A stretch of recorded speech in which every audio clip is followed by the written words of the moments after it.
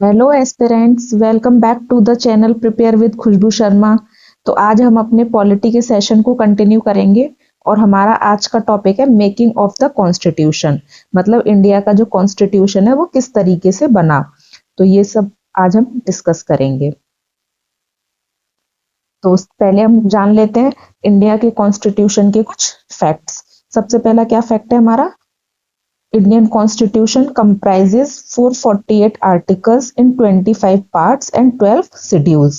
मतलब Indian constitution में total 448 articles हैं जो कि 25 पार्ट्स और 12 शेड्यूल्स में डिस्ट्रीब्यूटेड हैं। First demanded by M N Roy. तो इंडिया का एक सेपरेट कॉन्स्टिट्यूशन होना चाहिए। आपको पता है कि इंडिया पर ब्रिटिश राज था, तो सबसे पहले इंडिया के लिए एक सेपरेट कॉन्स्टिट्यूशन की डिमांड किसने की थी? एम एन रॉय ने 1934 में। और इस डिमांड को ऑफिशियली कब एक्सेप्ट कर लिया गया था? अगस्त ऑफर में। अगस्त ऑफर में ब्रिटिशर्स ने ये एक्सेप्ट कर लिया था कि हाँ, इंडिया के लिए एक सेपरेट कॉन्स्टिट्यूशन और इंडिपेंडेंट कॉन्स्टिट्यूशन बनाया जाएगा। और इसके लिए फाइनल फ्रेमवर्क कब दिया गया था? कैबिनेट मिशन प्लान में। अगस्त ऑफर, कैबिनेट मिशन प्लान, इन सब के बारे में हम डिटेल में अभी आगे पढ़ेंगे। और इंडिया का जो कॉन्स्टिट्यूशन था ये कब अडॉप्ट किया गया था? 26 नवंबर 1949 को इंडियन कॉन्स्टिट्यूशन को अडॉप्ट किया गया था। और पूरे कॉन्स्टिट्यूशन को लेकिन इंडिया में इनेक्ट कब किया गया था? मतलब कि ये फोर्स में कब आया था? 26 जनवरी 1950 को। मतलब कंप्लीट हो गया था इंडिया का कॉन्स्टिट्यूशन 26 नवंबर को। तो आपको याद रखना है, इसको अडॉप्ट किया गया था 26 नवंबर को और ये इनेक्ट हुआ था यानी कि फोर्स में आया था 26 जनवरी 1950 को, जिसे हम रिपब्लिक डे के तौर पर मनाते हैं। इंडियन कॉन्स्टिट्यूशन को बनाने में टोटल कितना खर्चा आया था? 6.4 करोड़ का उस टाइम पे। तो ये कुछ फैक्ट्स हैं जो हमें याद रखने हैं। अब हम देखेंगे कि इंडियन कॉन्स्टिट्यूशन किस तरीके से इवॉल्व हुआ। मतलब आज जो हमारे पास कॉन्स्टिट्यूशन है इंडिया का, वो किस तरीके से बना। तो सबसे पहले हम पढ़ेंगे अगस्त ऑफर के बारे में। तो अभी हमने जाना कि ब्रिटिशर्स ने इंडियन कॉन्स्टिट्यूशन की डिमांड को सबसे पहले कहाँ एक्सेप्ट किया था? अगस्त ऑफर में। तो अगस्त ऑफर क्या था? इसमें हम पॉलिटी के पॉइंट ऑफ व्यू से देखेंगे अगस्त ऑफर क्या है। बाकी के जो हिस्टोरिकल पॉइंट्स हैं इसके, वो हम हिस्ट्री में देखेंगे। तो अगस्त ऑफर कब अनाउंस हुआ था? सेकेंड वर्ल्ड वॉर के टाइम पे। जब सेकेंड वर्ल्ड वॉर चल रहा था उस टाइम पे अगस्त ऑफर अनाउंस हुआ था। Britain sought Indian corporation in the war efforts. तो ब्रिटिशर्स को क्या चाहिए था? इंडियन कॉर्पोरेशन चाहिए था। इंडिया के सोल्जर्स चाहिए थे ब्रिटिश को, जो कि ब्रिटिश की तरफ से लड़ सके सेकेंड वर्ल्ड वॉर में। तो उसी के टाइम पे अगस्त ऑफर अनाउंस किया गया था। They agree on providing dominion status as well as expansion of viceroy executive council. तो ब्रिटिशर्स ने क्या कहा था? अगर इंडिया ब्रिटिश को वर्ल्ड वॉर में कॉपरेट करता है तो ब्रिटिशर्स इंडिया के डोमिनियन स्टेटस की डिमांड को एक्सेप्ट कर लेंगे और वायसराय की एग्जीक्यूटिव काउंसिल को और एक्सपेंड कर देंगे। मतलब कि उसमें और इंडियन मेंबर्स को ऐड कर देंगे। But Indian leaders demanded complete independence. लेकिन इंडियंस का तो उस समय तक माइंड बदल चुका था। अब डोमिनियन स्टेटस की डिमांड कर ही नहीं रहे थे। अब वो किसकी डिमांड कर रहे थे? कंप्लीट इंडिपेंडेंस की। मतलब ब्रिटिशर्स भागो हमारे यहाँ से। कंप्लीट इंडिपेंडेंस की डिमांड वो कर रहे थे। अब डोमिनियन स्टेटस की डिमांड नहीं थी उनकी। तो ड्यू टू दिस रीजन जो अगस्त ऑफर था ये रिजेक्ट हो गया और ये इम्प्लीमेंट नहीं हो पाया। अब देखेंगे हम क्रिप्स मिशन। तो जब अगस्त ऑफर इम्प्लीमेंट नहीं हो पाया तो उसके बाद क्रिप्स मिशन इंडिया में आया। क्रिप्स मिशन में भी ब्रिटिशर्स ने क्या कहा कि अगर इंडिया कॉपरेट करता है वर्ल्ड वॉर में ब्रिटिशर्स को, तो वर्ल्ड वॉर खत्म होने के बाद में इंडिया को डोमिनियन स्टेटस दे दिया जाएगा। After the war India to be granted dominion status. और एक कॉन्स्टिट्यूशन असेंबली बनाई जाएगी। मतलब constituent assembly to be form to frame the constitution. तो हम देख रहे हैं यहाँ कि कॉन्स्टिट्यूशन इंडिया के लिए एक सेपरेट कॉन्स्टिट्यूशन की डिमांड ब्रिटिशर्स ने एक्सेप्ट कर लिया और कॉन्स्टिट्यूशन असेंबली बनाने का प्रपोजल इंडियंस के सामने रखा। Members to be elected by provincial legislature princely state to nominate their representatives. और जो ये कॉन्स्टिट्यूशन असेंबली इसके मेंबर्स कहाँ से आएंगे? तो जो प्रोविंशियल लेजिस्लेचर है वो वहां से तो मेंबर्स को इलेक्ट किया जाएगा, मतलब इनडायरेक्ट इलेक्शन होगा, और प्रोविंशियल लेजिस्लेचर अपने मेंबर को इलेक्ट करके भेजेंगे कॉन्स्टिट्यूएंट असेंबली में, और प्रिंसली स्टेट्स जो है वो अपने रिप्रेजेंटेटिव को नॉमिनेट करके भेजेंगे कॉन्स्टिट्यूएंट असेंबली में, और इस तरीके से कॉन्स्टिट्यूएंट असेंबली बनाई जाएगी जो कि इंडिया के लिए एक कॉन्स्टिट्यूशन बनाएगी। A treaty to be sign between Britain and the constitution making body for safe transfer of power. और क्रिप्स मिशन में क्या कहा गया कि एक ट्रीटी साइन की जाएगी ब्रिटेन और इंडिया के बीच में, जिससे कि इंडिया की जो पावर है वो सेफली ट्रांसफर होंगे ब्रिटिशर्स के हाथों से इंडियंस के हाथों में। Provided defence of India to be remain in British hands. तो हम यहाँ पे देख रहे हैं कि क्रिप्स मिशन में क्या कहा गया कि जो डिफेंस है वो ब्रिटिशर्स के हैंड में ही रहेगा, एंड जो गवर्नर की पावर है, power of governors remain general to remain intact, तो गवर्नर की पावर भी एज इट इज रहेंगी। तो ये प्रोविजन भी क्रिप्स मिशन में आया। Any province will not willing to accept the new constitution could form a separate union और remain outside the Indian Union। और ये भी ब्रिटिशर्स ने कहा कि अगर कोई प्रोविंस इंडिया के लिए जो कॉन्स्टिट्यूशन बनाएगी कॉन्स्टिट्यूएंट असेंबली उसको एक्सेप्ट नहीं करता है, तो वो अपना खुद का एक सेपरेट कॉन्स्टिट्यूशन बना सकते हैं, यानी कि वो एक सेपरेट यूनियन फॉर्म कर सकते हैं। उनके ऊपर कोई भी जोर जबरदस्ती नहीं की जाएगी कि उन्हें इंडियन कॉन्स्टिट्यूशन ही एक्सेप्ट करना पड़े। मेनली ये जो प्रोविजन है ये किसके लिए डाला गया था? मुस्लिम लीग के लिए, क्योंकि मुस्लिम लीग उस टाइम पे डिमांड कर रही थी कि हमें सेपरेट किया जाए, मतलब पाकिस्तान की डिमांड तब तक उठ चुकी थी कि पाकिस्तान एक हमें यूनियन दिया जाए जो कि मुस्लिम मेजोरिटी कंट्री होगा। तो उसी के लिए ये वाला प्रोविजन भी रखा गया कि सेपरेट यूनियन बना सकते हैं जो भी इंडिया की कॉन्स्टिट्यूशन को एक्सेप्ट नहीं करेंगे। और गांधी जी ने इसे क्या कहा? Gandhi ji set this mission at as post dated cheque. Post dated cheque का मतलब क्या हुआ कि इसमें ब्रिटिशर्स ने क्या कहा था कि पहले हमें इंडियंस का कॉपरेशन चाहिए, किसमें? वर्ल्ड वॉर टू में, उसके बाद हम कॉन्स्टिट्यूएंट असेंबली फॉर्म कर देंगे, मतलब बाद में कॉन्स्टिट्यूशन असेंबली फॉर्म की जाएगी, उससे पहले उनको कॉपरेशन चाहिए। तो इसीलिए ये क्या होगा? पोस्ट डेटेड चेक, मतलब पहले हमारा काम होगा उसके बाद तुम्हारा काम होगा। तो एक ये रीजन भी था कि इस मिशन को इंडियन लीडर्स ने रिजेक्ट कर दिया, और दूसरा रीजन ये था कि यहाँ पे इनडायरेक्टली पाकिस्तान की डिमांड एक्सेप्ट कर लिया गया था, तो इंडियन नेशनल कांग्रेस के मेंबर्स को जो कि नामंजूर था, तो इस वजह से भी ये मिशन रिजेक्ट हो गया। इसके बाद आया कैबिनेट मिशन प्लान 1946। तो कैबिनेट मिशन प्लान के ये 3 मेंबर्स थे। लॉर्ड पैथिक लॉरेंस जो कि सेक्रेटरी ऑफ स्टेट थे उस टाइम पे इंडिया के, सर स्टेफोर्ड क्रिप्स, इन्हीं के नाम पे क्रिप्स मिशन भी आया था, एंड एवी अलेक्जेंडर, ये तीनों मेंबर्स थे। तो सबसे पहली चीज क्या थी? Constituent assembly. ये सब हम क्या देख रहे हैं कि कॉन्स्टिट्यूएंट असेंबली की कैसे कैसे इवैल्यूएशन होगा। पहले अगस्त ऑफर आया जिसमें कि कॉन्स्टिट्यूएंट असेंबली बनाने की बात रखी गई, लेकिन वो भी रिजेक्ट हो गया। फिर उसके बाद क्रिप्स मिशन आया, वो भी रिजेक्ट हो गया, क्योंकि उसमें भी ब्रिटिशर्स ने एक कंडीशन लगा दी थी कि वर्ल्ड वॉर 2 के बाद ही उसे इंप्लीमेंट किया जाएगा। फिर तीसरा आया कैबिनेट मिशन। कैबिनेट मिशन में देखेंगे हम क्या क्या प्रोविजंस रखे गए थे। Formation of constituent assembly to frame the constitution. तो यहाँ पे भी ये प्रोविजन रखा गया था कि कॉन्स्टिट्यूएंट असेंबली को फॉर्म किया जाएगा जो कॉन्स्टिट्यूशन बनाएगी। और इसके जो मेंबर्स है जो पहले रखा गया था वही था कि प्रोविंशियल लेजिस्लेटिव असेंबलीज जो है वो मेंबर्स को इलेक्ट करके भेजेंगे कॉन्स्टिट्यूएंट असेंबली में, एंड प्रिंसली स्टेट जो है वो अपने रिप्रेजेंटेटिव्स को नॉमिनेट करके भेजेंगे कॉन्स्टिट्यूएंट। तो हमने देखा था कि क्रिप्स मिशन में ब्रिटिशर्स ने पाकिस्तान की डिमांड को इनडायरेक्टली एक्सेप्ट कर लिया था, लेकिन कैबिनेट मिशन में उन्होंने उल्टा किया। यूनियन ऑफ इंडिया, मतलब India to remain united, India united रहेगा, इंडिया के 2 पार्ट नहीं किए जाएंगे, मतलब कोई भी सेपरेट यूनियन फॉर्म नहीं करेगा। इस तरीके से कैबिनेट मिशन में कहा गया। तो इनडायरेक्टली जो पाकिस्तान की डिमांड थी उसको नेग्लेक्ट कर दिया। यूनियन टू कंट्रोल ओनली, और कहा गया कि यूनियन जो है वो कंट्रोल करेगा कौन से सब्जेक्ट्स को? डिफेंस को, फॉरेन अफेयर्स को, एंड कम्युनिकेशन को। तो ये तीनों सब्जेक्ट को यूनियन गवर्नमेंट कंट्रोल करेगी, और बाकी की सारी रेजिडुअरी पावर्स जो है वो प्रोविंसेस को दी गई कि बाकी सारे सब्जेक्ट्स पे प्रोविंसेस डिसीजन लेगी।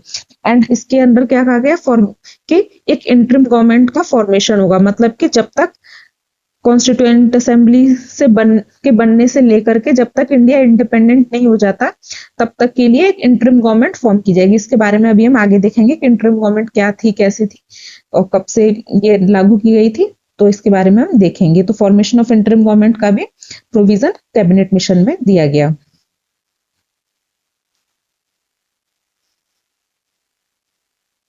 हम देखेंगे composition of constituent assembly. Constituent assembly का क्या कंपोजिशन था? तो कॉन्स्टिट्यूएंट असेंबली क्या थी? इनडायरेक्टली रिप्रेजेंटेटिव बॉडी थी। एक सेकेंड, मार्कर का कलर चेंज कर लेती हूँ। तो कॉन्स्टिट्यूएंट असेंबली क्या थी? इनडायरेक्टली इलेक्टेड रिप्रेजेंटेटिव, मतलब इसमें जो मेंबर्स थे वो इनडायरेक्टली इलेक्टेड थे। जैसे कि members to be elected by provincial legislative assembly, मतलब प्रोविंशियल लेजिस्लेटिव असेंबली के जो मेंबर्स थे वो कॉन्स्टिट्यूएंट असेंबली में मेंबर्स को इलेक्ट करके भेजेंगे। And princely state to nominate their representative, और प्रिंसली स्टेट अपने रिप्रेजेंटेटिव को नॉमिनेट करके कॉन्स्टिट्यूएंट असेंबली में भेजेंगे। तो इस तरीके से हमने देखा कि किस तरीके से कॉन्स्टिट्यूएंट असेंबली का फॉर्मेशन होगा। और उसमें जो टोटल सीट्स होंगी कॉन्स्टिट्यूएंट असेंबली में वो कितनी थी? 389 थी, जिसमें कि ब्रिटिश इंडियन प्रोविंसेस की सीट्स कितनी थी? 292। ब्रिटिश इंडियन प्रोविंसेस कौन सी प्रोविंसेस थी? मतलब वो एरियाज जहाँ पे कि ब्रिटिशर्स का डायरेक्टली राज था उस टाइम पर, तो उनको ब्रिटिश इंडियन प्रोविंसेस कहते हैं।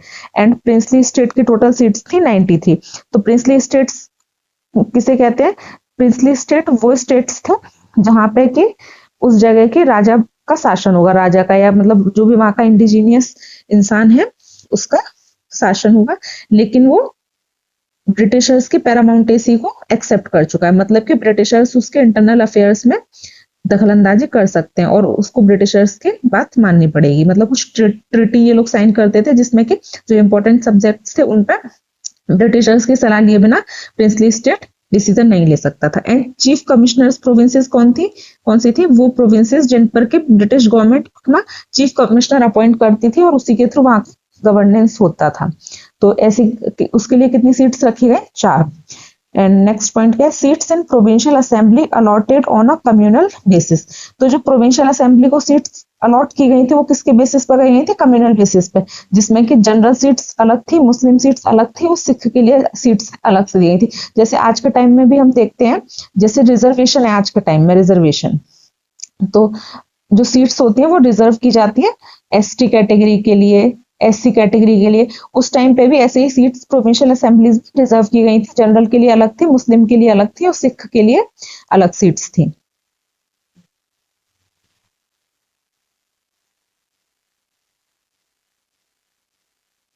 अब हम देखेंगे वर्किंग ऑफ कॉन्स्टिट्यूएंट असेंबली। तो मतलब कॉन्स्टिट्यूएंट असेंबली ने क्या काम किया जिससे कि हमारा आज का जो कॉन्स्टिट्यूशन है वो हमें मिल सका। तो कॉन्स्टिट्यूएंट असेंबली बनाई गई, उसके बाद पहली मीटिंग कब हुई कॉन्स्टिट्यूएंट असेंबली की? 9 दिसंबर 1946। तो ये आपको याद रखनी है। कुछ आज के हमारे सेशन में फैक्चुअल चीजें ज्यादा हैं, लेकिन वो आपको याद रखनी है क्योंकि वो भी वन लाइनर एग्जाम्स में और उसमें जो वनडे एग्जाम्स होते हैं उसमें पूछ ली जाती हैं। तो फर्स्ट मीटिंग कब हुई? 9 दिसंबर 1946 में। और इसका लास्ट सेशन कब हुआ? 24 जनवरी 1950 को। उसी के बाद 26 जनवरी 1950 को हमारा कॉन्स्टिट्यूशन बन के तैयार हो गया और हमने उसे अडॉप्ट कर लिया 26 जनवरी में। इसको बनने में टोटल कितना टाइम लगा था? 2 years 11 months 18 days। ये क्वेश्चन कई सारी जगह पे पूछा भी गया है, पीसीएस में पूछा गया है, सीडीएस के एग्जाम में पूछा गया है। तो आपको ये चीज याद रखनी है कि कॉन्स्टिट्यूशन बनने में कितना टाइम लगा था? 2 years 11 months and 18 days। Total कितने सेशन हुए थे कॉन्स्टिट्यूएंट असेंबली के? 11, जिसमें कि टोटल सिटिंग्स कितनी थी? मतलब कितने दिन इन्होंने कितने दिन कॉन्स्टिट्यूएंट असेंबली के मेंबर्स की मीटिंग हुई थी? वो हुई थी 165 डेज। अब हम कुछ फैक्चुअल चीजें देखेंगे, जैसे कि जब कॉन्स्टिट्यूएंट असेंबली बन चुकी थी, उसकी मीटिंग हो रही थी, तो उसकी मीटिंग को देखने के लिए और उसको एक सही दिशा देने के लिए एक प्रेसिडेंट की जरूरत थी। तो पहला प्रेसिडेंट किसको बनाया गया? डॉक्टर सच्चिदानंद सिन्हा। और ये किसके बेसिस पर बनाया गया? द ओल्डेस्ट मेंबर, मतलब जो सबसे ज्यादा एज के मेंबर थे कॉन्स्टिट्यूएंट असेंबली में, डॉक्टर सच्चिदानंद सिन्हा, उन्हें पहला प्रेसिडेंट मतलब टेम्परेरी बेस पे प्रेसिडेंट बना दिया गया था। ये कॉन्सेप्ट कहाँ से आया? फ्रेंच प्रैक्टिस से। फ्रांस में ऐसा ही होता था कि जो सबसे एज्ड मेंबर होगा उसे प्रेसिडेंट बना दिया जाएगा। लेकिन फिर बाद में डॉक्टर राजेंद्र प्रसाद को इलेक्ट किया गया कॉन्स्टिट्यूएंट असेंबली का प्रेसिडेंट। तो ये भी हमें याद रखना है कि टेम्परेरी प्रेसिडेंट कौन थे, सच्चिदानंद सिन्हा, फिर उसके बाद राजेंद्र प्रसाद को प्रेसिडेंट बनाया गया था। वाइस प्रेसिडेंट कौन थे कॉन्स्टिट्यूएंट असेंबली के, H C. Mukherjee and V T. Krishnamachari. तो ये भी याद रखना है कि दो वाइस प्रेसिडेंट थे कॉन्स्टिट्यूएंट असेंबली के। एंड कॉन्स्टिट्यूशनल एडवाइजर कौन थे, बी.एन. राव। ये कॉन्स्टिट्यूशन पे जो भी प्रोविजंस थे उनका अपनी एडवाइस देते थे, ये लॉयर थे। फिर उसके बाद ऑब्जेक्टिव रिजोल्यूशन। तो ऑब्जेक्टिव रिजोल्यूशन किसने पेश किया था, जवाहरलाल नेहरू ने। मतलब ऑब्जेक्टिव रिजोल्यूशन क्या था, ये एक फ्रेमवर्क था जो बताएगा कि हमें कॉन्स्टिट्यूशन किस तरीके से बनाना है, हमें कॉन्स्टिट्यूशन बनाते टाइम किन किन पॉइंट्स का ध्यान रखना है और किन किन चीजों को ध्यान में रखते हुए हमें कॉन्स्टिट्यूशन बनाना है। तो इसका एक प्रपोजल जवाहरलाल नेहरू ने 13 दिसंबर 1946 को कॉन्स्टिट्यूएंट असेंबली में प्रेजेंट किया और उसको 22 जनवरी 1947 में एक्सेप्ट कर लिया गया था, उसको अडॉप्ट कर लिया गया था। और ये जो है इसने principle of governance and rights, मतलब कौन से राइट्स होने चाहिए लोगों के पास में, कौन से किस तरीके से इंडिया का गवर्नेंस होगा, वो सारे चीजें इसमें लेट डाउन की गई थी। The preamble to the constitution of India borrowed heavily from the ideas enshrined in the objective resolution. तो आज का जो हमारा प्रीएम्बल है उसके जो सारे पॉइंट्स है वो इसी ऑब्जेक्टिव रिजोल्यूशन से लिए गए हैं। तो ये चीज हमें ध्यान रखनी है। और इसके मेन फीचर्स क्या थे जो ऑब्जेक्टिव रिजोल्यूशन के, तो पहला फीचर क्या था, इंडिया शैल बी सोवरेन। जैसे हम देखते हैं प्रेम्बल में भी ये सारे वर्ड्स का यूज हुआ है, सोवरेन, डेमोक्रेटिक, रिपब्लिक, नेशन। मतलब इंडिया जो है वो sovereign, democratic and Republic nation होगा। तो सोवरेन, डेमोक्रेटिक, रिपब्लिक, ये सारे वर्ड्स को लेकर के आपको कंफ्यूज नहीं होना है। ये सारे वर्ड्स को आप जब features of the Indian constitution पढ़ेंगे उसमें मैं आपको डिटेल में एक्सप्लेन करके समझाऊंगी इन वर्ड्स को। अभी बस आपको इतना याद रखना है कि फ्रेमवर्क जो बनाया था जवाहरलाल नेहरू जी ने उसमें किन किन पॉइंट्स को उन्होंने ऐड किया था, तो वो सब आपको याद रखना है। तो सोवरेन, डेमोक्रेटिक एंड रिपब्लिक होगा इंडिया, ऐसा बोला उन्होंने। Government of India be responsible to the people, मतलब कि जो गवर्नमेंट होगी इंडिया की वो रेस्पॉन्सिबल होगी लोगों के लिए। तो ये कॉन्स्टिट्यूशन ये वाला प्रोविजन भी ऐड किया गया। जैसे आज हम देखते हैं कि आज हमारी लोकसभा है, लोकसभा में कौन से मेंबर्स जाते हैं, जो इलेक्ट करते हैं वो मेंबर्स बनते हैं लोकसभा में। फिर उसके बाद वो जो भी लॉ बनाते हैं वो किसके लिए होता है, जो जैसे government majority party government form कर लेती है, उसके बाद वो जो भी लॉ बनाती है वो पार्लियामेंट के लिए रिस्पॉन्सिबल होते हैं। मतलब उन्हें जवाब देना पड़ता है हर एक क्वेश्चन का पार्लियामेंट के का, कोई भी अगर लॉ आ रहा है तो जो गवर्नमेंट बनेगी वो रेस्पॉन्सिबल होगी टू द पीपल। पीपल के लिए यहाँ पे हम कैसे बोल सकते हैं कि जो डायरेक्टली इलेक्टेड मेंबर्स जो है पार्लियामेंट में उनके लिए रेस्पॉन्सिबल होगी। Guarantee of fundamental rights for और सिटीजन्स, तो फंडामेंटल राइट्स दिए जाएंगे। जो फंडामेंटल राइट्स होंगे, जैसे हम देखते हैं कि आज हमें 6 फंडामेंटल राइट्स मिले हुए, पहले 7 थे अब 6 हो गए, एक राइट टू प्रॉपर्टी को हटा दिया गया है। तो वो सारे फंडामेंटल राइट्स दिए जाएंगे सभी सिटीजन्स को। तो ये एक प्रोविजन रखा गया। नेक्स्ट प्रोविजन क्या था, protection of minority, backward and tribal communities. तो हमने देखा कि इतिहास में जो माइनॉरिटीज हैं, बैकवर्ड क्लासेस हैं, ट्राइबल कम्युनिटीज हैं, उनके साथ बहुत ही अत्याचार हुआ था जिसकी वजह से कि वो समाज में पिछड़ गए थे। तो ऐसे पिछड़े हुए वर्ग के लोगों को प्रोटेक्शन दिया जाएगा इंडियन कॉन्स्टिट्यूशन में। और जस्टिस होगी सोशल, इकोनॉमिक एंड पॉलिटिकल, मतलब किसी के साथ भी कोई भेदभाव नहीं किया जाएगा। सोशल, इकोनॉमिक एंड पॉलिटिकल तीनों तरीके से सिटीजन्स को जस्टिस दिया जाएगा। यहाँ पे अगर आपको कोई चीज समझ में नहीं आ रही है तो बिल्कुल भी कंफ्यूज नहीं होना। ये सारे वर्ड्स को, ये सोशल जस्टिस क्या है, इकोनॉमिक जस्टिस क्या है, पॉलिटिकल जस्टिस क्या है, ये हम डिटेल में अपने आगे के सेशन में जब हम प्रीएम्बल पढ़ेंगे तो उसमें प्रीएम्बल में हम इन वर्ड्स को और ब्रेक डाउन करके अच्छे से पढ़ेंगे। फिर क्या, liberty of thoughts, expression, belief, faith and worship, मतलब लोगों को thought, expression, belief, faith, worship, इसकी आजादी दी जाएगी। अपने थॉट्स को एक्सप्रेस करने की आजादी दी जाएगी, कोई उनके ऊपर बाउंडेशन नहीं होगी। एक तरीके से हम यहाँ देखें जैसे प्रेस, आज इंडिया में क्या है, फ्रीडम है कि कोई भी इंसान अपनी बात को रख सकता है, उसके लिए उसको पनिशमेंट नहीं दिया जाएगा। जैसे अगर हम देखते हैं नॉर्थ कोरिया को, तो वहां पर लोग अपनी बात को रख तक नहीं पाते हैं, एक्सप्रेस नहीं कर सकते। लेकिन इंडिया में ऐसा नहीं है, इंडिया में लोगों को फ्रीडम दी जाएगी थॉट्स के एक्सप्रेशन की, बिलीफ एंड फेथ की।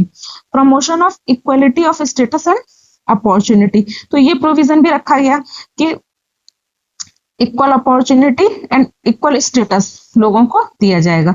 Fraternity assuring dignity of the individual and unity of the nation, और फ्रेटर्निटी को प्रमोट किया जाएगा, मतलब भाईचारे को प्रमोट किया जाएगा कि कोई भी किसी से दुश्मनी ना माने और कोई भी किसी को निचले दर्जे का ना समझे। तो उसके लिए मतलब लोग यूनाइट करके रहे, भाईचारे के साथ रहे, ये प्रोविजन भी जवाहरलाल नेहरू ने अपने ऑब्जेक्टिव रिजोल्यूशन में दिया। तो ये सारे के सारे पॉइंट्स, ये एक तरीके से हमारा प्रेम्बल भी। अभी हम प्रेम्बल जब देखेंगे तो आप देखोगे कि एज इट इज कुछ आगे पीछे करके पूरा यही हमारा प्रेम्बल होगा।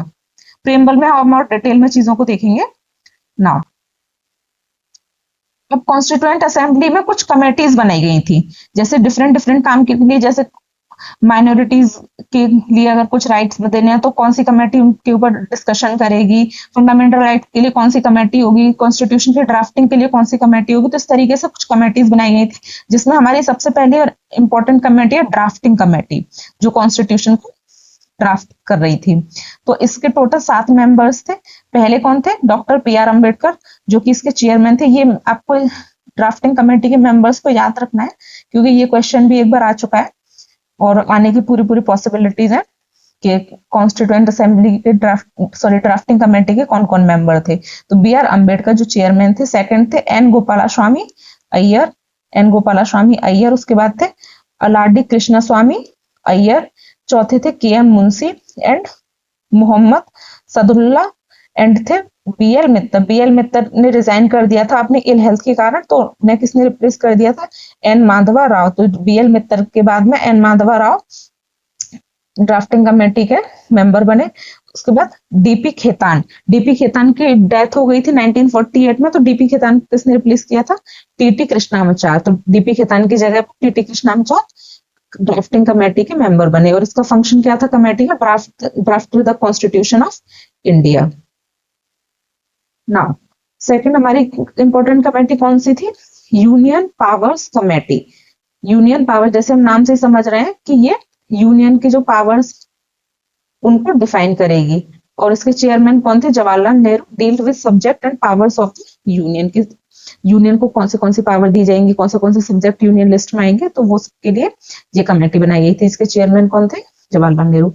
States committee. अब स्टेट्स कमेटी के भी चेयरमैन जवाहरलाल नेहरू थे, और ये किस चीज से डील करेंगे? With the integration of princely state. तो हम देखते हैं कि जब इंडिया आजाद हुआ था 1947 में, तो उस टाइम पे इंडिया छोटे छोटे पार्ट्स में डिवाइडेड था। कुछ प्रिंसली स्टेट्स थे, कुछ ब्रिटिश प्रोविंसेस थी। तो उन सबका इंटीग्रेशन कैसे हो, वो सब एक यूनियन में किस तरीके से आए, ये सब काम कौन सी कमेटी के अंदर आया? स्टेट्स कमेटी के अंदर। यूनियन कॉन्स्टिट्यूशनल कमेटी, इसके चेयरमैन भी कौन थे? जवाहरलाल नेहरू। और इसका काम क्या था? Frame the structure of the government union, union का स्ट्रक्चर फ्रेम करना इसका काम था। प्रोविंशियल कॉन्स्टिट्यूशन कमेटी, इसके प्रेसिडेंट कौन थे?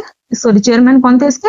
सरदार वल्लभ भाई पटेल। सरदार वल्लभ भाई पटेल इसके चेयरमैन थे।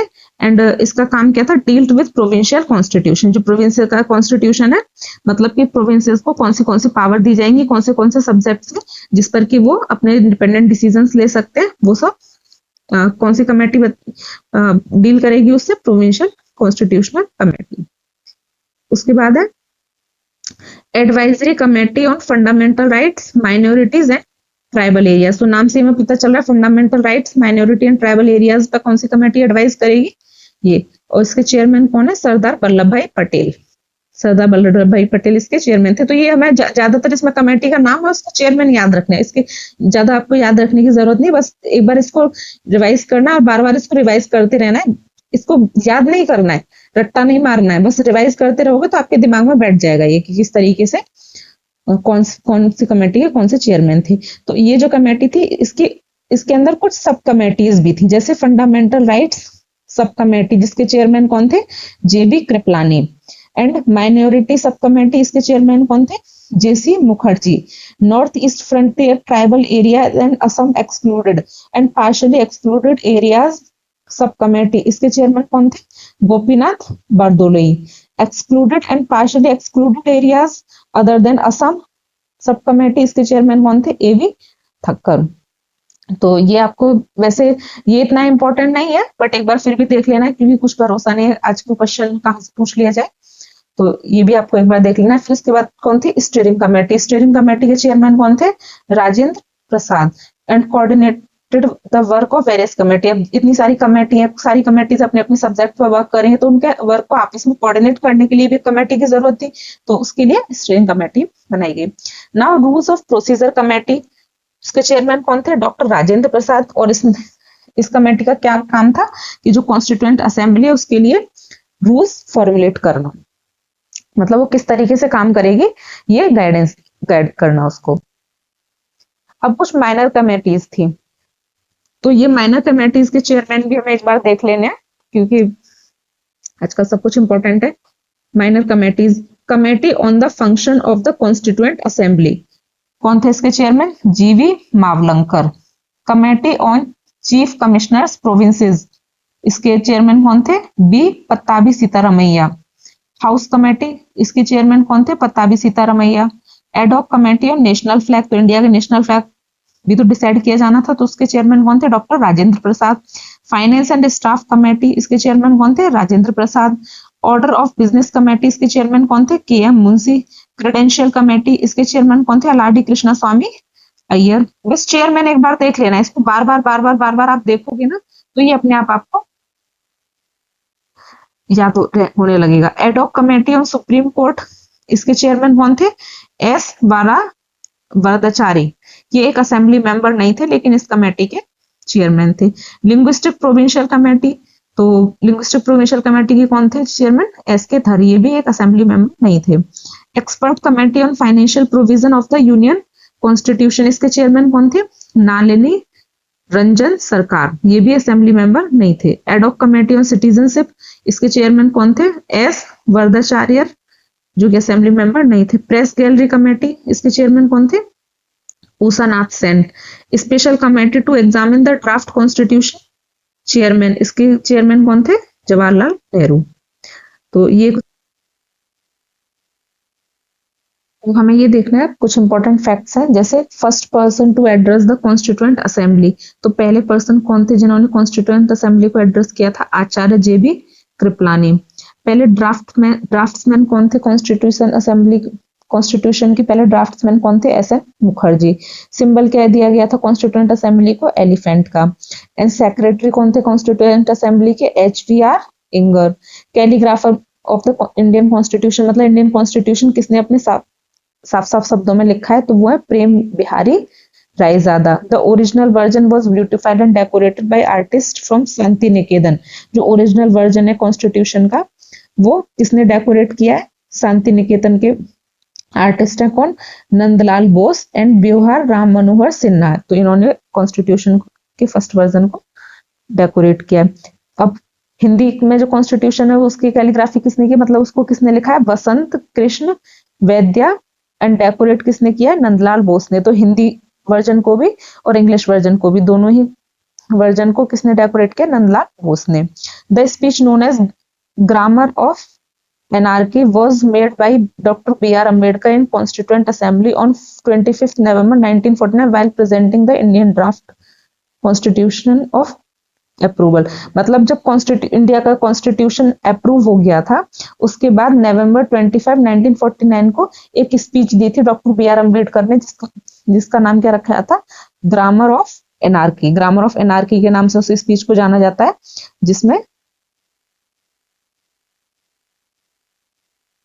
जब ये कॉन्स्टिट्यूशन अडॉप्ट किया गया था नवंबर 25 1949 को, तो बी आर अम्बेडकर ने एक स्पीच दिया था जिसे ग्रामर ऑफ एनार्की के नाम से जानते हैं हम लोग।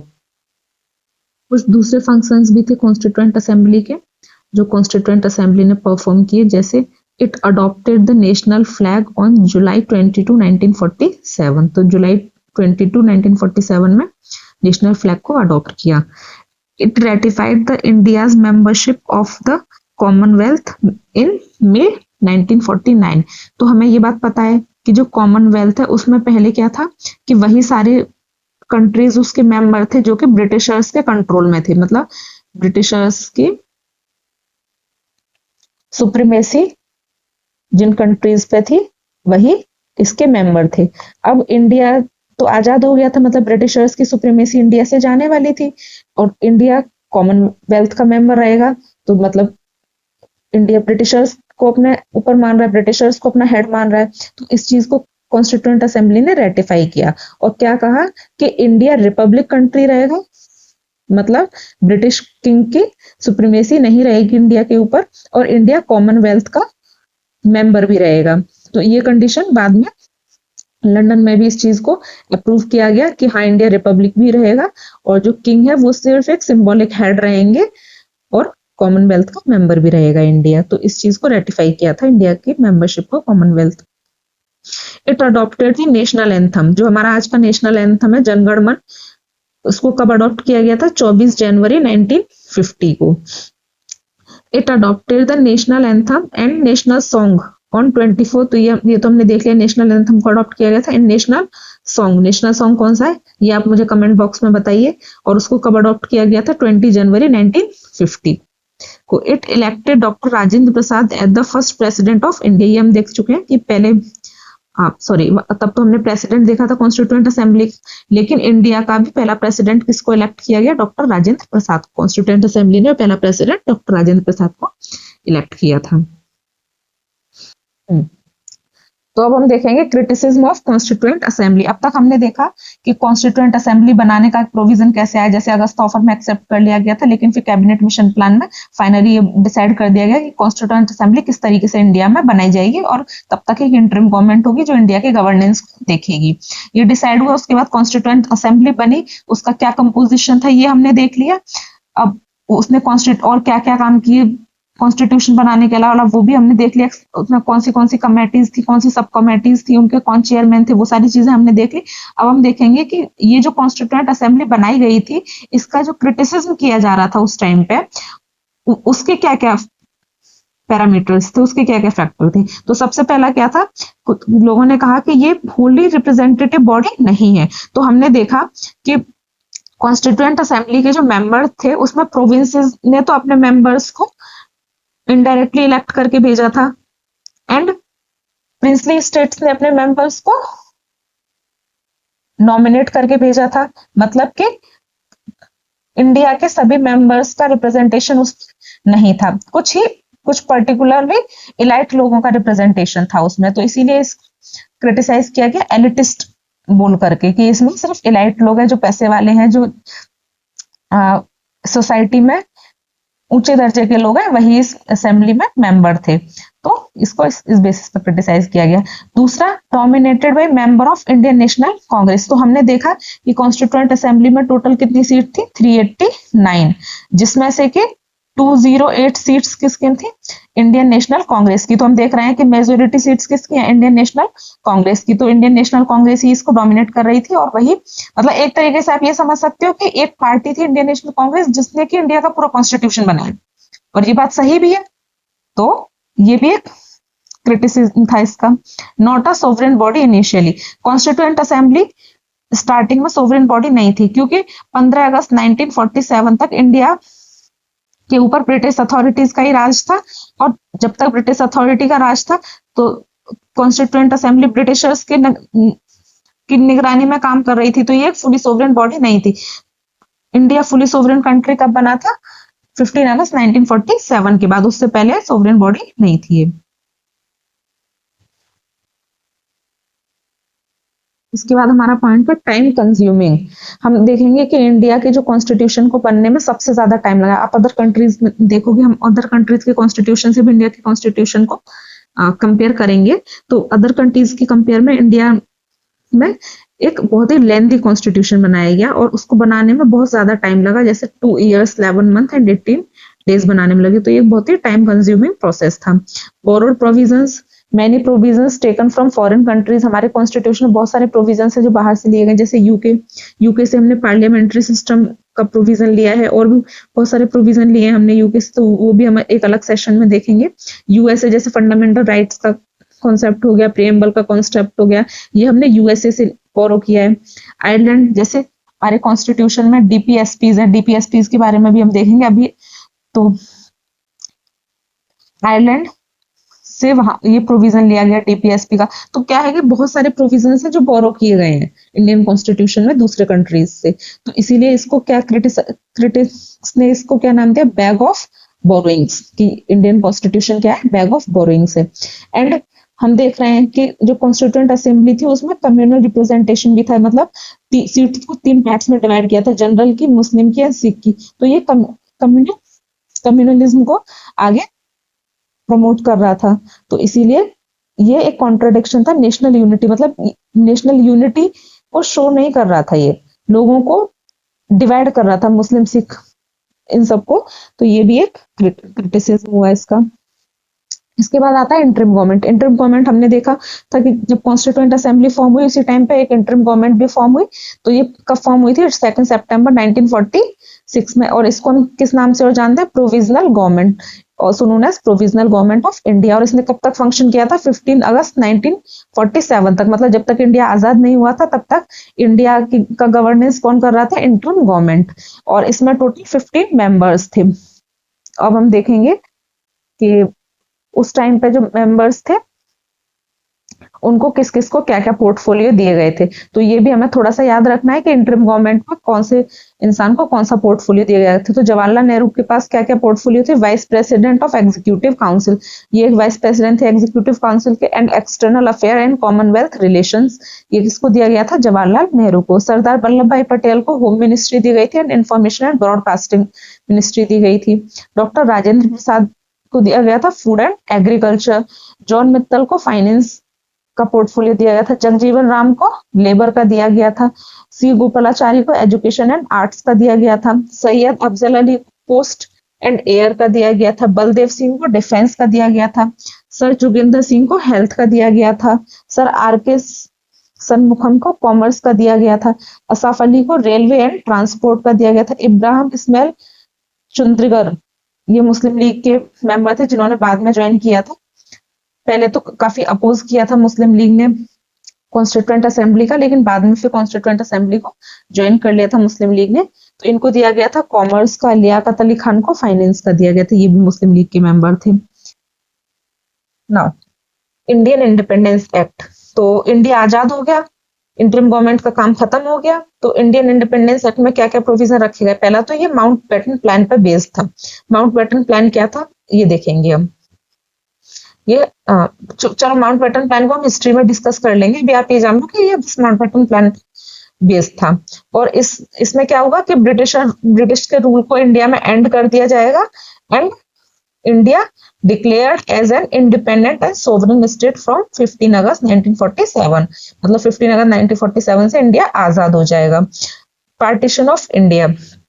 इंडिया के 2 पार्टीशन होंगे जिसमें 2 डोमिनियंस को क्रिएट किया जाएगा, इंडिया एंड पाकिस्तान, जिसमें ईस्ट पाकिस्तान होगा और वेस्ट पाकिस्तान होगा। ये मुस्लिम मेजोरिटी एरियाज होंगे। And office of viceroy and secretary. जब ब्रिटिशर्स जा ही रहे हैं इंडिया से तो उन्होंने जो चीजें क्रिएट की थी उन सबको अबॉलिश किया गया। वॉयसराय का ऑफिस अबॉलिश किया गया। Secretary of state for India का ऑफिस अबॉलिश किया गया। और इंडिया और पाकिस्तान दोनों के ऊपर एक जनरल गवर्नर जनरल होगा, जो कि इंडिया में उस टाइम पे लॉर्ड माउंटबेटन गवर्नर जनरल थे, तो उन्हीं को इंडिया का गवर्नर जनरल बना दिया गया। और पाकिस्तान का गवर्नर जनरल मोहम्मद अली जिन्ना को बनाया गया। प्रिंसली स्टेट को कंडीशन दी गई कि आप इंडिया को भी ज्वाइन कर सकते हैं, पाकिस्तान को भी ज्वाइन कर सकते हैं, और अगर दोनों में से किसी को ज्वाइन नहीं करना चाहते तो इंडिपेंडेंट भी हो सकते हैं दोनों कंट्री से। तो यहाँ पर ये कंडीशन भी रखी गई। तो इसी के साथ हमारा आज का थियोरेटिकल चीजें खत्म होती हैं। अब हम थोड़े से क्वेश्चन देखेंगे, बट क्वेश्चन देखने से पहले आप एक बात समझ लीजिए। आज का जो हमारा सेशन है इसमें बहुत सारी चीजें समझने के लिए नहीं है, इसमें ज्यादातर फैक्चुअल चीजें हैं। फैक्चुअली आपको चीजें याद करनी पड़ेंगी और इन फैक्चुअल चीजों को लेकर के बहुत परेशान नहीं होना है। बस इस वीडियो को आपको 2 से 3 बार देख लेना है। बार बार जब बार आप इन चीजों को देखोगे तो ये आपके दिमाग में बैठने लगेंगी और आप जैसे ऑप्शंस होंगे ABCD, तो आप ऑप्शंस पढ़ करके आंसर कर पाओगे। तो बहुत ज्यादा परेशान नहीं होना है कितने फैक्ट्स कैसे याद करेंगे। बस इस वीडियो को बार बार देखना है और जो फैक्चुअल चीजें उसमें से आपको जो नहीं याद होती है उनको एक पेज पर नोट डाउन करके लिख लेना और उसको बार बार रीड करना है, तो उससे आपको ये चीजें याद होने लगेंगी। Which of the following statement, question देखते हैं। Which of the following statement is or are correct regarding constituent assembly. तो कॉन्स्टिट्यूएंट असेंबली के बारे में कौन सा स्टेटमेंट करेक्ट है? All the members were indirectly elected by the member of provincial assemblies. तो सारे मेंबर्स जो थे वो इनडायरेक्टली इलेक्टेड थे प्रोविंशियल असेंबलीज के? नहीं। क्यों? क्योंकि कुछ मेंबर्स नॉमिनेटेड भी थे। हमने देखा कि प्रिंसली स्टेट क्या कर रहे थे, नॉमिनेट कर रहे थे मेंबर्स। तो ये स्टेटमेंट गलत हो जाएगा। The first president of constituent assembly was doctor B R Ambedkar. नहीं। कौन थे फर्स्ट प्रेसिडेंट कॉन्स्टिट्यूएंट असेंबली के? राजेंद्र प्रसाद, डॉक्टर राजेंद्र प्रसाद। तो ये भी गलत हो गया। तो हमारा करेक्ट आंसर क्या हो जाएगा? Select the correct answer using the code given below. तो नाइदर वन नॉर टू। ये यहाँ पे एक्सप्लेनेशन देख सकते हैं हम इसका। Now which of the following provision were part of objective resolution? तो हमने पढ़ा था ऑब्जेक्टिव रेजोल्यूशन एक फ्रेमवर्क दिया गया था कि इंडिया कॉन्स्टिट्यूशन किस रास्ते पर बनाया जाएगा। Moved by Jawaharlal Nehru in the constituent assembly. India is an independent sovereign secular democratic Republic. तो हमने देखा था कि ऑब्जेक्टिव रेजोल्यूशन में कि इंडिया इंडिपेंडेंट कंट्री होगा, ठीक है, सोवरेन होगा, ये भी ठीक है, डेमोक्रेटिक होगा, ये भी ठीक है, रिपब्लिक होगा, ये भी ठीक है, सेकुलर होगा। सेकुलर होता क्या है ये हम समझेंगे आगे। पर सेकुलर क्या होता है कि मतलब जहां पे रिलीजन के बेसिस पर कोई भी भेदभाव नहीं किया जाएगा, तो वो क्या हो गया? सेकुलर। तो ये प्रोविजन तो नहीं था ऑब्जेक्टिव रेजोल्यूशन में, समझे? ये कब ऐड किया गया था? 42 कॉन्स्टिट्यूशनल अमेंडमेंट एक्ट से 1976 में। तो ये क्या हो गया? रॉन्ग हो गया, क्योंकि सेकुलर वर्ड नहीं यूज हुआ था। Adequate safeguards shall be provided for minorities, backward and tribal areas and depressed and other classes। तो ये राइट हो जाएगा। प्रोटेक्शन दिया जाएगा बैकवर्ड एंड ट्राइबल एरियाज को, डिप्रेस्ड क्लासेस को। तो ये तो था ऑब्जेक्टिव रिजोल्यूशन में। तो आंसर क्या हो जाएगा इसका? B only. ये हम यहाँ पे इसका एक्सप्लेनेशन देख सकते हैं। Following the French practice, who among the following was elected as the temporary president of the constituent assembly? तो किसको चूज किया गया था टेम्परेरी प्रेसिडेंट? डॉक्टर सच्चिदानंद सिन्हा। फ्रेंच प्रैक्टिस क्या थी? हमने देखा था कि जो सबसे बड़ा होगा मेंबर, जो सबसे रेस्पेक्टेबल ओल्ड एज मेंबर होंगे, उनको हम प्रेसिडेंट चूज कर लेंगे। तो डॉक्टर सच्चिदानंद सिन्हा। फिर डॉक्टर सच्चिदानंद सिन्हा के बाद में राजेंद्र प्रसाद जी को प्रेसिडेंट चूज किया गया था। Now with reference to constituent assembly which of the following statements not correct? अब हमें क्या देखना है? not correct। ये ध्यान रखना है, इसको मिस्टेक नहीं करना है। all the members were indirectly elected by the provincial assembly। ये स्टेटमेंट तो रिपीट हो गया है, तो ये स्टेटमेंट क्या है? रॉन्ग है, क्योंकि देखा था हमने प्रिंसली स्टेट में क्या हो रहा था, नॉमिनेट करके भेजा गया था मेंबर्स को। Doctor Rajendra Prasad was the first president of constituent assembly, ये भी रॉन्ग है। क्यों? क्योंकि सच्चिदानंद सिन्हा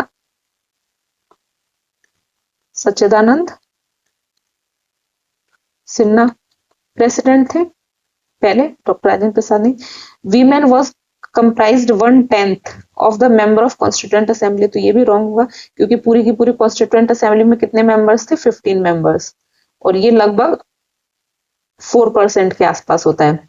मतलब टोटल मेंबर्स थे 389, उसमें 15 मेंबर्स वीमेन थी, जो लगभग 4% के आसपास आएगा। तो 1/10 नहीं है, तो ये भी क्या हो जाएगा? रॉन्ग हो जाएगा। It was a fully sovereign body at the time of its establishment. ये भी गलत हो जाएगा, क्योंकि कॉन्स्टिट्यूएंट असेंबली फुली सोवरेन नहीं थी, वो ब्रिटिश गवर्नमेंट के अंडर ही काम कर रही थी। एंड 15 अगस्त 1947 को ये फुली सोवरेन बॉडी बनी थी। तो ये भी गलत हो गया। आप हमसे क्या पूछा था? Not correct. तो चारों स्टेटमेंट हमारे रॉन्ग होंगे। तो आंसर क्या हो जाएगा? 1, 2, 3 एंड 4। जी, ये यहाँ पे एक्सप्लेनेशन देख सकते हैं आप इसका। अगर आपको इस सेशन की पीडीएफ चाहिए तो पहले आप अपने फोन में टेलीग्राम डाउनलोड करें, और फिर यहाँ से स्कैन करके या फिर डिस्क्रिप्शन बॉक्स में दी गई लिंक पर क्लिक करके टेलीग्राम ग्रुप से पीडीएफ ले सकते हैं। एंड ओके, तो आज के सेशन में ऐसा कुछ समझने वाला नहीं था, सिर्फ क्रिटिसिज्म ऑफ कॉन्स्टिट्यूएंट असेंबली के कुछ पॉइंट्स हैं जो कि आपको समझने हैं। बाकी तो ज्यादातर पॉइंट्स फैक्चुअल थे, तो उनको देख करके परेशान नहीं होना है, बस उनको बार बार रिवाइज करना है आपको। और आप जितनी बार उनको रिवाइज करेंगे वो आपके दिमाग में सेटल होने लगेंगे, फिर एमसीक्यू देख करके वो आपको याद आ जाएंगे। तो उन चीजों को लेकर के परेशान नहीं होना है। तो इसी के साथ मिलते हैं हम नेक्स्ट सेशन में। चैनल को लाइक शेयर और सब्सक्राइब करना न भूलें, जिससे कि हमारा मोटिवेशन बना रहे और हम आपको पॉलिटी, अभी पॉलिटी के बट धीरे धीरे करके मैं आप बाकी के सब्जेक्ट के भी नोट्स प्रोवाइड कराऊंगी और बाकी के सब्जेक्ट के भी लेक्चर लेके आऊंगी। तो बने रहिए हमारे साथ। Thank you, have a nice day.